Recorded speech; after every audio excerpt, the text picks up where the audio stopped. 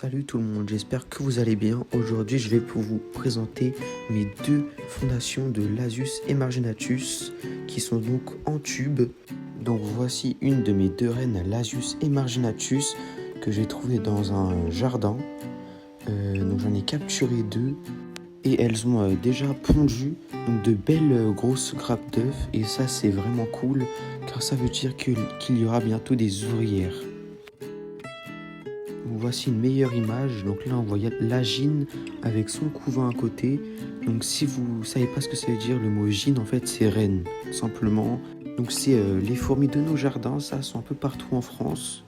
Donc c'est les Lasius Emarginatus et les Lasius niger qui sont un peu partout en France. Après pour les autres Lasius je sais pas, mais je sais que c'est principalement ces deux espèces là qui sont éparpillées en France. Donc voilà. Je suis super content de les avoir capturées car c'est des espèces que je voulais beaucoup. Et elles ont un thorax un peu rouge, donc c'est vraiment assez joli à voir. Non, tout le reste de la reine, c'est principalement noir comme les Lasius niger. Donc elles font leur essaimage principalement en juin, mais on peut les trouver un peu plus tôt, comme moi. Je les ai trouvées en avril, donc oui, c'est vraiment tôt. Pourtant, j'ai regardé autour de moi, il n'y avait pas de nid de cette espèce-là. Et il faut savoir aussi que je les ai trouvés presque à la même heure et au même endroit. Voilà. C'est une espèce que je conseille vraiment aux débutants car elle est facile d'élevage et elle a un bon développement. Elle ne demande pas beaucoup d'entretien et elle est assez jolie à voir. Et les ouvrières aussi. Voilà. Donc j'en ai deux des gynes comme ça et j'attends qu'elles aient leur première génération d'ouvrières pour pouvoir leur mettre une jolie aire de chasse. C'est une espèce que je vais potentiellement garder à long terme.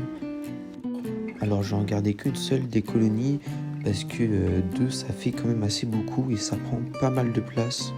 Donc voilà, tout ce qu'il faut noter du coup pour cette espèce là, du coup elle a un bon développement. Elle peut satisfaire aux débutants, elle est facile d'élevage, elle a vite sa première génération d'ouvrières généralement et elle fait de gros couvains.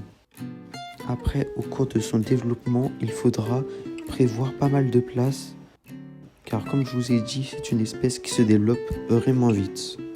Pas comme les fédoles, mais presque. Donc voilà, c'était tout pour cette vidéo. N'hésitez pas à vous abonner et à liker si vous avez aimé. Et mettez un commentaire pour me dire ce que je dois améliorer sur mes vidéos ou autres. Voilà. N'hésitez pas aussi à rejoindre mon serveur Discord qui est dans la description de cette vidéo. Donc voilà, c'était tout pour cette vidéo. J'espère que vous avez aimé. Et puis voilà. Ciao.